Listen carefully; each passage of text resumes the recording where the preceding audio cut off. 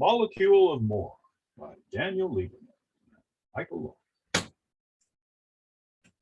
In the beginning, God created the heavens and the earth. Introduction.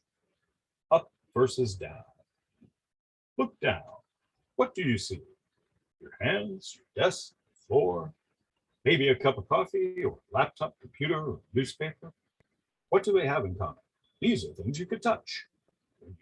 What you see when you look down are things within your reach, things you can control right now, things you can move, manipulate with no planning, effort, or thought, whether it's a result of your work, kindness of others, simple good fortune.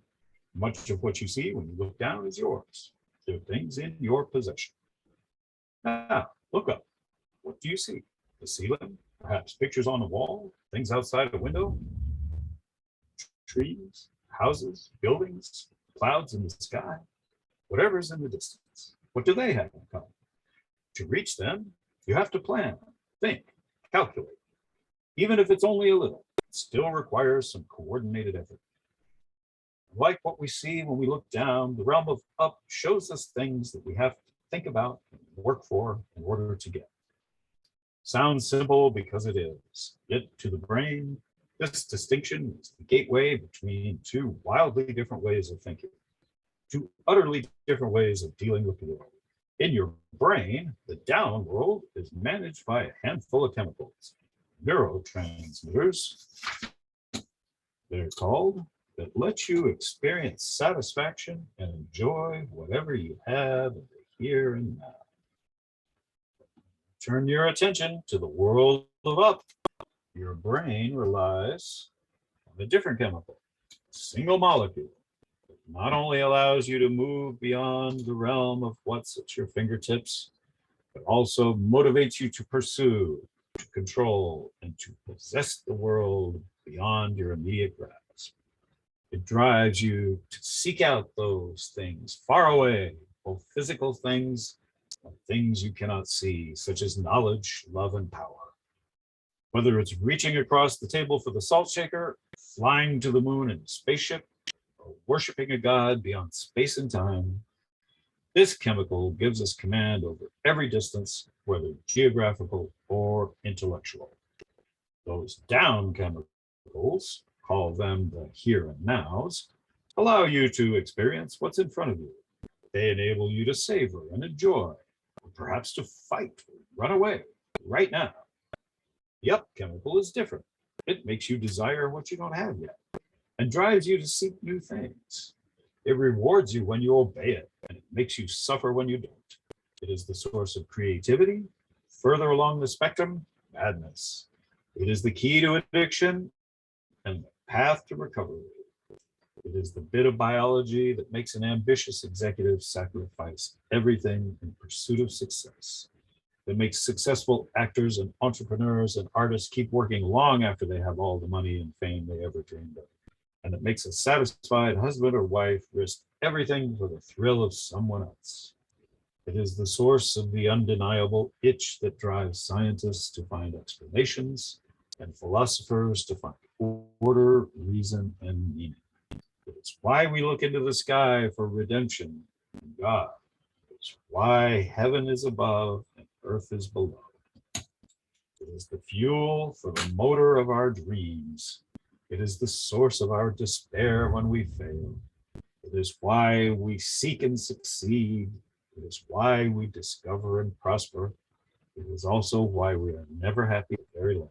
To your brain, this single molecule is the ultimate multi-purpose device, urging us through thousands of neurochemical processes to move beyond the pleasure of just being into exploring the universe of possibilities that come when we imagine. Mammals, reptiles, birds, and fish all have this chemical inside their brains, but no creature has more of it than a human being. It is a blessing and a curse, a motivation and a reward. Carbon, hydrogen, oxygen plus a single nitrogen atom. It is simple in form and complex in result. This is dopamine, and it narrates no less than the story of human behavior. Want to feel it right now? If you want to put it in charge, you can do that. Look up. Note from the authors. We've packed this book full of the most interesting scientific experiments we could find. Still, some parts are speculative, especially in later chapters. In addition, there are places where we oversimplify to make the material easier to understand.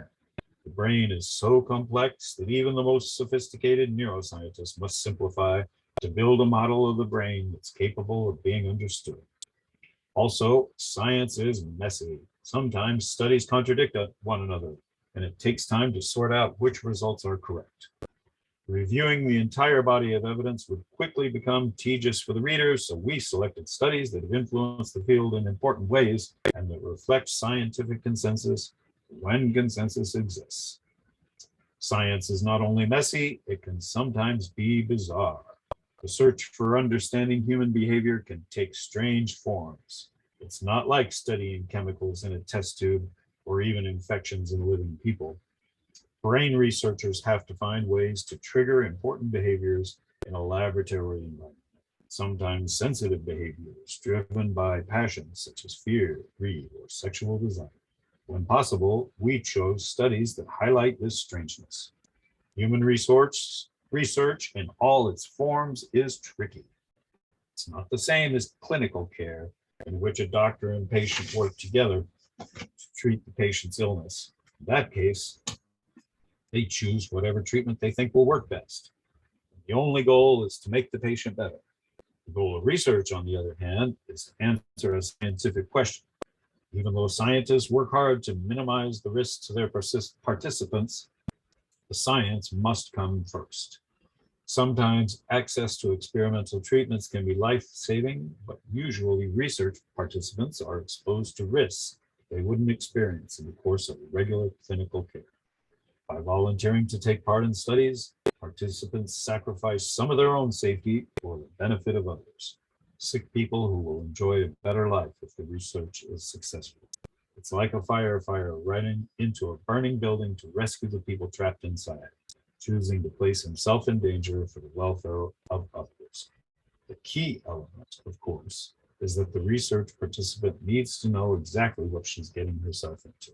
It's called informed consent, and usually comes in the form of a lengthy document that explains the purpose of the research and lists the risks of being involved.